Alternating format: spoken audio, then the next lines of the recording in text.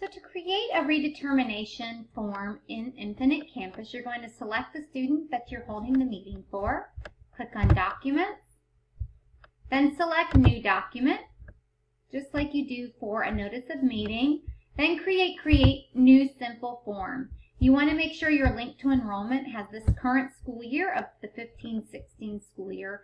Mine's a test student, so I don't have that option. Then you're going to select the drop down for Select a Form and select Redetermination, and then select Create Document, and your form will show up.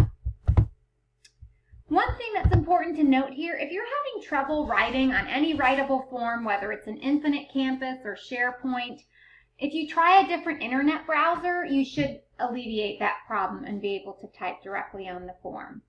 So you're going to fill in the information you need. The date, the student number, and all the information will automatically populate.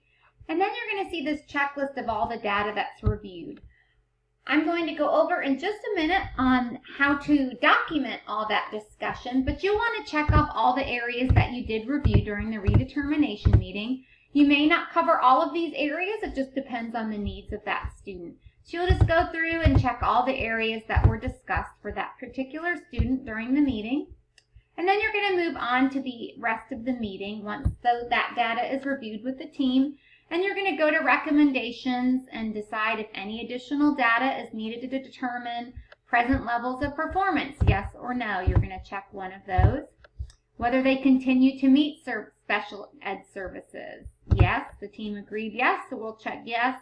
And whether any modifications to their services and special ed or related services are needed. Yes. So you can select purpose there as well. For example, if a psychological evaluation or something is needed. If you checked yes to any of those, you're going to check the area that corresponds to that meeting. So for example, if you decided further testing is needed, you're going to refer for reevaluation there.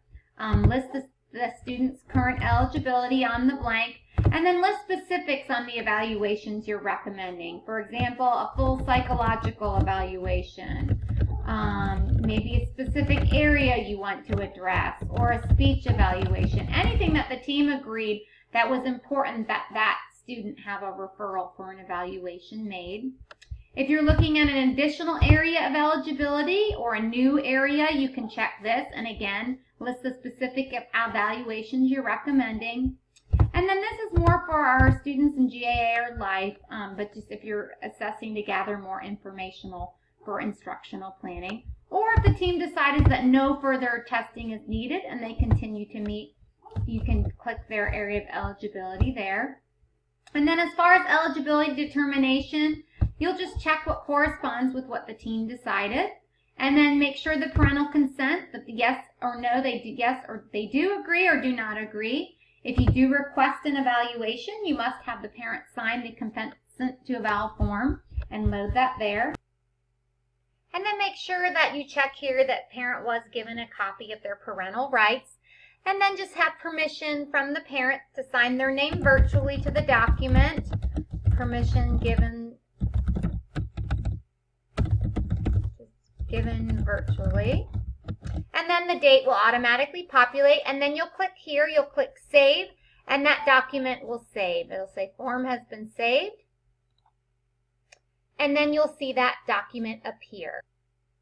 So you'll see that document. For some reason in my test student, it always shows up under Calendar Not Found. Yours should show up under the current school year of 2015-16, and you can find it under the forms because that's where we saved it. Yours would be here. Like I said, mine always shows up under Calendar Not Found, and you can see here's our redetermination that we created.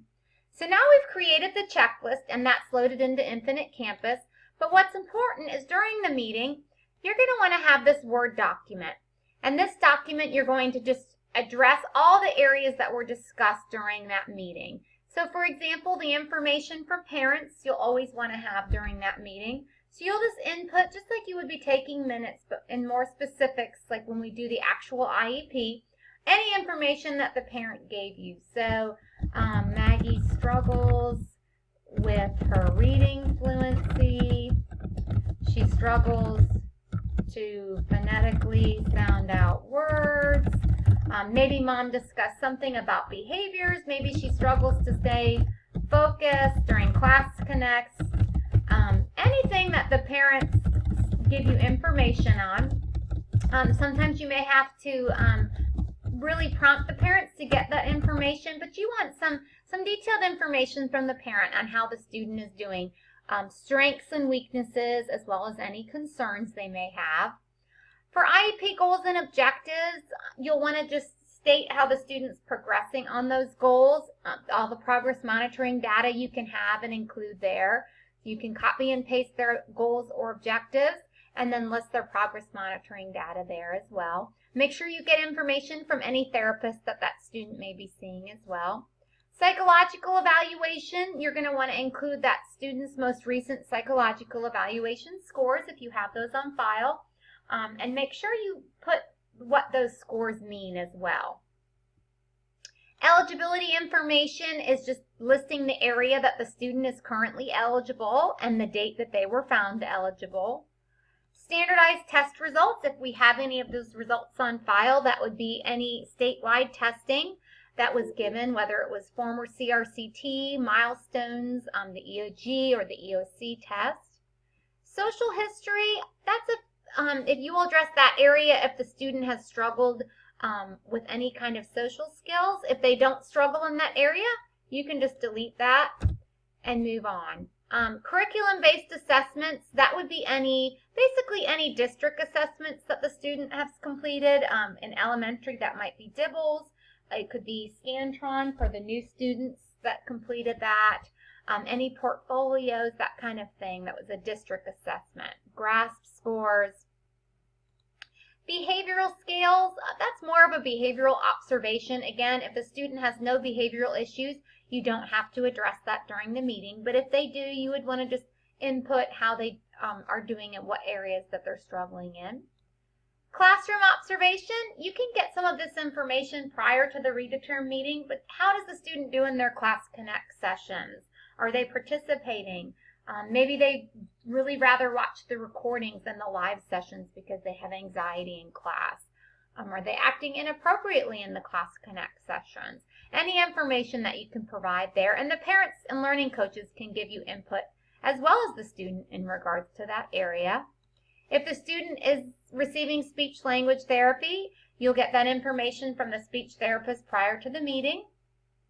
And just include there any speech language evaluation scores that may be in the student's files and what those scores mean, as well as the strengths and weaknesses that they're having in speech and language. Hearing and vision data, if we have that on file, you can put the dates that they passed those 2 screenings. If the student has any assistive technology, you can include all the assistive technology they receive and why they need that. Teacher staff observations, that's really any observations that you're seeing when you're working with the student in progress monitoring sessions.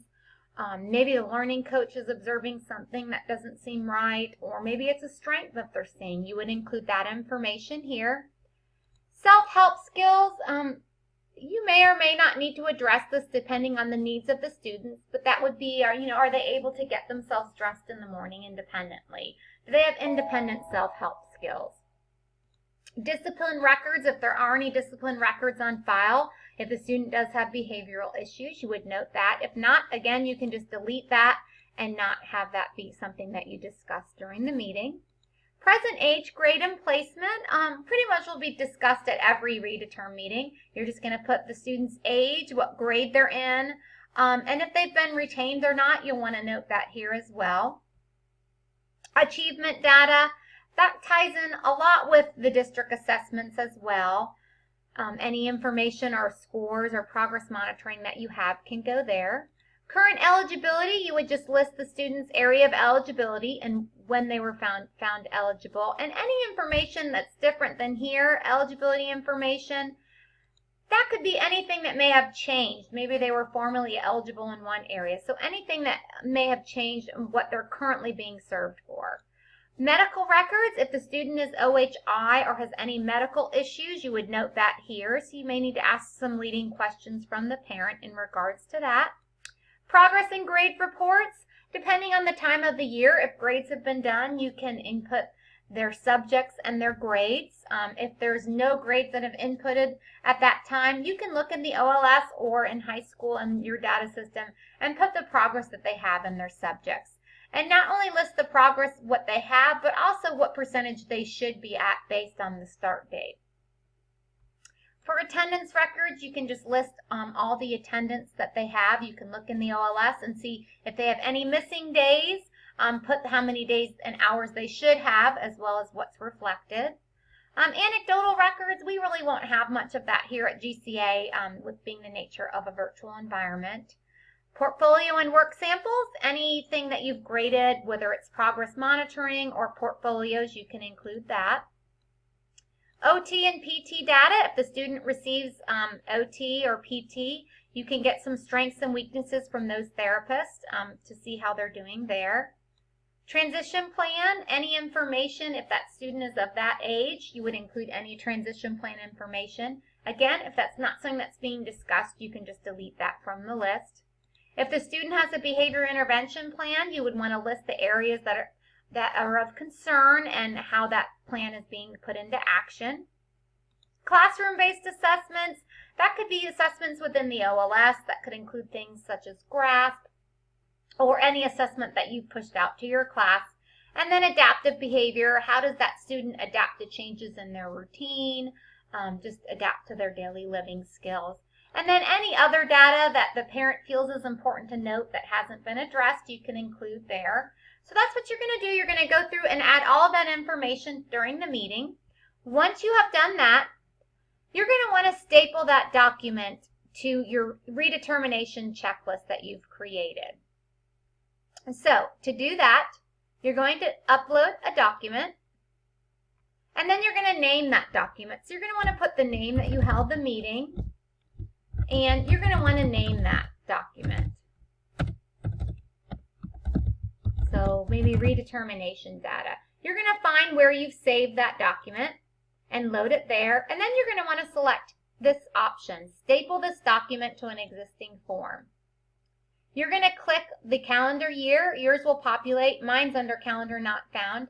And you're going to find that redetermination form you've created by going to forms, clicking the plus sign, and finding the form that you created, putting a check there, and then clicking save.